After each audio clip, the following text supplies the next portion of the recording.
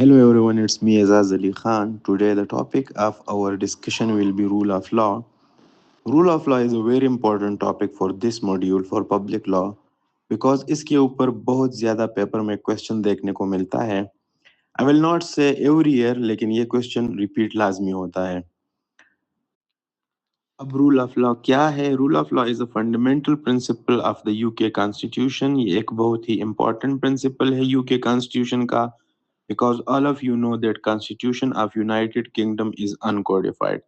तो क्योंकि कोडिफाइड नहीं है यूके का constitution, it is based on a number of principles, जिसमें से एक प्रिंसिपल पार्लियामेंट्री सुप्रीमेसी हम पढ़ते हैं.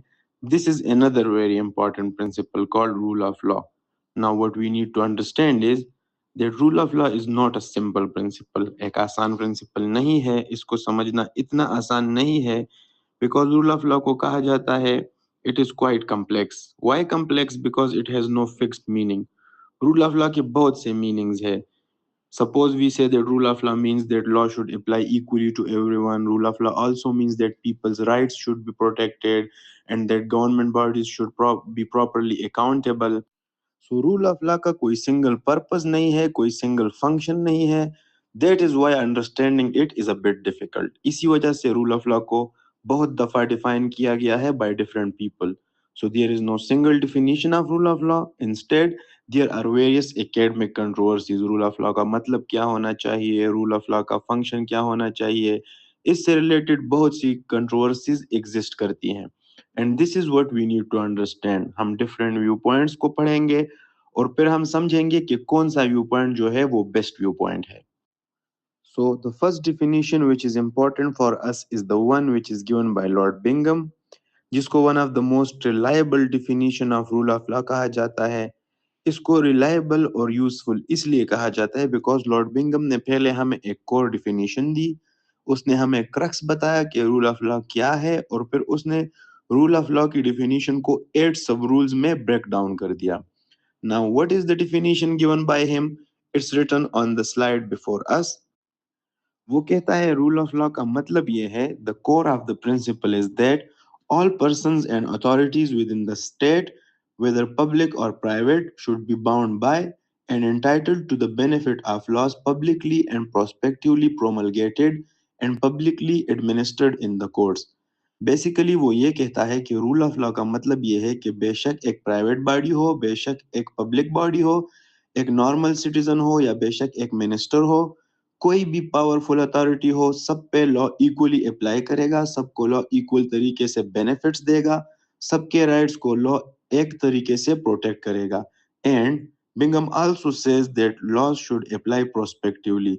ये बहुत इंपॉर्टेंट पॉइंट है कि लॉ का प्रोस्पेक्टिव होना बहुत जरूरी है. Law shall never apply retrospectively, यानी it should not apply to the past events. Law should be publicly administered in the courts. लोगों के जो मसले मसाइल हैं उनको कोर्ट्स में रिजॉल्व किया जाएगा. पब्लिक डिसीजन मेकिंग होनी चाहिए so that people know what is going on and people know the decision makers exercising their powers. So ये लॉर्ड बिंगम ने हमें एक कोर डिफिनीशन दी है कि ये क्रक्स है रूल ऑफ लॉ का, लेकिन इसके अंदर और भी बहुत सी चीजें हैं. That is why he broke down the concept of rule of law into 8 सब रूल्स. These 8 सब रूल्स आर एसेंशियल फीचर्स किसी भी rule of law compliant society के लिए. तो अगर आप देखना चाहते हैं कि किसी मुल्क में किसी सोसाइटी के अंदर रूल ऑफ लॉ एग्जिस्ट करता है या नहीं, आपने देखना है कि ये 8 फीचर्स एग्जिस्ट करते हैं कि नहीं. So these are the 8 essential features of rule of law compliant society. For example, in rule number 1, he talks about a very basic requirement. वो रूल ऑफ लॉ की सबसे बेसिक रिक्वायरमेंट के बारे में बात करता है. वो क्या है कि लॉ जो बनाया जाता है it should be accessible to the public, it should be intelligible, it should be clear and it should be predictable. Law should not be ambiguous और लॉ आपको ये भी बताए कि what would be the consequence if you don't follow it. In sub-rule number 2, Lord Bingham talks about another important thing which is the exercise of discretion.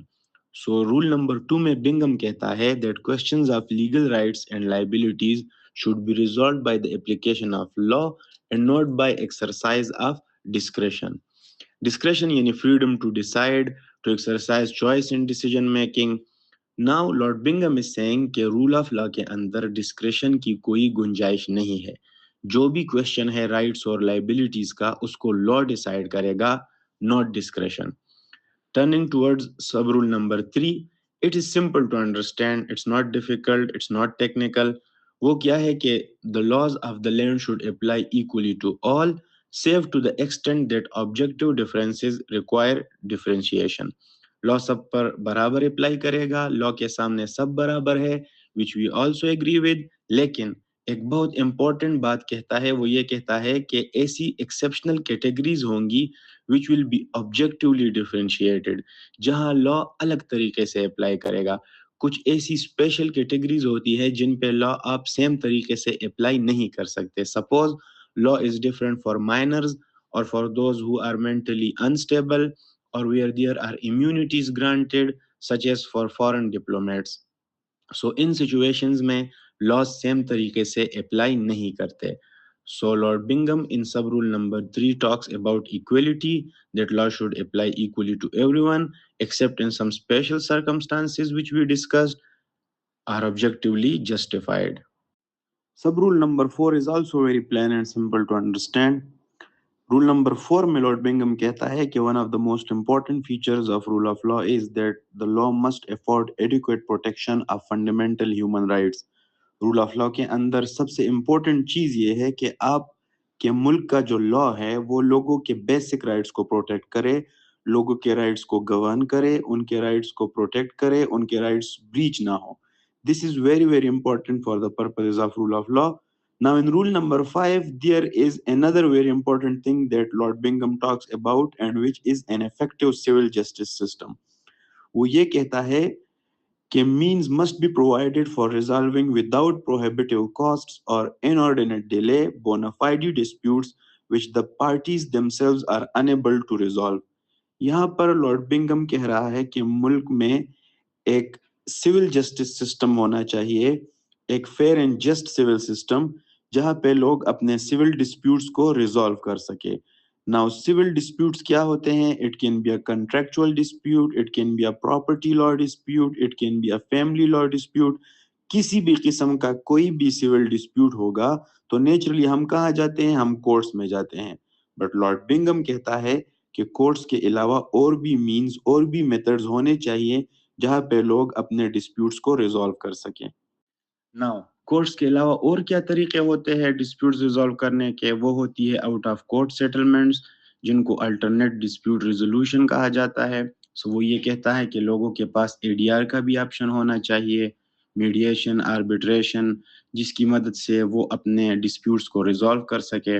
एक rule of law compliant society ना सिर्फ आपको help करती है to resolve your disputes, बल्कि वो आपको out of court settlements वाले मेथड्स भी प्रोवाइड करेगी, जिसके थ्रू लोग अपने डिस्प्यूट्स रिजॉल्व करेंगे। एंड मोर इम्पोर्टेंटली, ये सब बहुत ज़्यादा एक्सपेंसिव नहीं होना चाहिए। Cost should be reduced, there should not be prohibitive costs, और इसी तरह डिसीजन मेकिंग में डिलेज भी नहीं होनी चाहिए।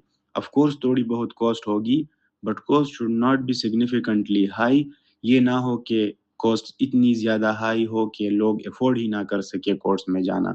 So this is a very crucial rule of law compliant society, of which Bingham talks about in rule number 5. Rule number 6 में Lord Bingham कहता है कि ministers and public officers at all levels must exercise the powers conferred on them reasonably in good faith for the purpose for which the powers were conferred and without exceeding the limit of such powers. यहाँ पर Lord Bingham governmental bodies की accountability की बात करता है। वो कहता है कि गवर्नमेंटल बॉडीज जिनको पावर्स दी गई हैं, उन्होंने अपनी पावर्स सही तरीके से एक्सरसाइज करनी है। जिस मकसद के लिए दी गई है वो पावर्स, उस मकसद के लिए एक्सरसाइज करनी है, बैड फेथ में नहीं करनी, अपनी पावर्स को एक्सीड नहीं करना, जुरिस्डिक्शन के अंदर उन्होंने अपनी पावर्स एक्सरसाइज करनी है। अगर वो यूज करेंगे, courts will hold them liable, courts उनकी अकाउंटेबिलिटी करेंगे, and they will be held accountable for their wrongful actions. Lord Bingham के रूल नंबर 7 में यह है कि adjudicative procedures provided by the state must be fair. UK के अंदर जितनी भी डिसीजन मेकिंग बॉडीज हैं, वो जो एजुडिकेटिव प्रोसीजर्स अडॉप्ट करेंगे वो फेयर होनी चाहिए। चाहे वो जजेस हों, मिनिस्टर्स हों, पुलिस ऑफिसर्स हों, हर वो बॉडी जो डिसीजन मेकिंग पावर रखती है, उनके ऊपर रिस्पॉन्सिबिलिटी ये है कि वो कोई भी फैसला करते हुए जो प्रोसीजर फॉलो करेंगे, वो फेयर होना चाहिए। तो एक केस के अंदर अगर 2 पार्टीज़ हैं, दोनों को इक्वल राइट्स मिलने चाहिए to represent themselves. So this is also a fundamental principle of rule of law according to Lord Bingham. Finally rule number 8 में लॉर्ड बिंगम कहता है कि rule of law requires compliance by the state with its obligations in international law as in national laws. So state के ऊपर सिर्फ अपनी law को implement कराने की जिम्मेदारी नहीं है, बल्कि अगर स्टेट ने किसी भी इंटरनेशनल ट्रीटी को साइन किया है, they also need to make sure कि इंटरनेशनल लॉ में जो भी उनके ऊपर ऑब्लिगेशंस है उनके साथ भी कंप्लाई किया जाए। सो फॉर एग्जांपल यूके जैसे ईसीएचआर का मेंबर है, European convention of human rights का मेंबर है। सो यूके मस्ट इंश्योर कि वो कन्वेंशन राइट्स प्रोटेक्ट करे, इंटरनेशनल लॉ के साथ कंप्लाई करे।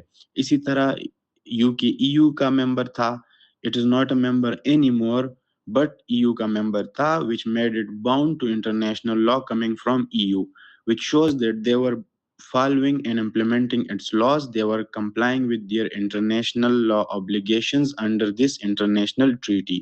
So these are the 8 features of rule of law given by Lord Bingham, and it can be said that rule of law is not a very simple but a complex doctrine which has multiple meanings.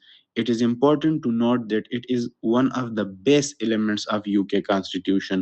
Rule of law के बहुत से features हैं जिनमें से कुछ लोगों के rights ensure करते हैं और कुछ प्रोसीजरल कंप्लायंस इंश्योर करते हैं, लेकिन conclusively rule of law is an extremely significant principle.